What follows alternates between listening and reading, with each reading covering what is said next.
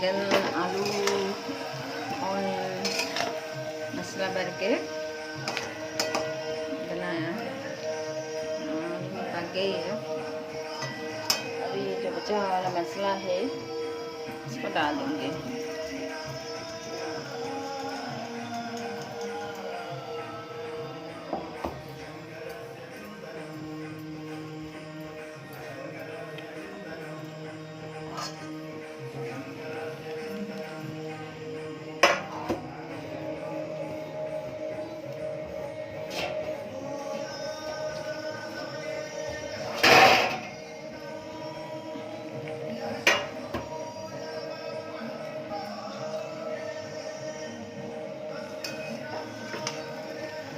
नमक इसमें ऑलरेडी था, तो ऑलरेडी डाली थी, इसलिए मैंने नमक दोबारा नहीं डाली।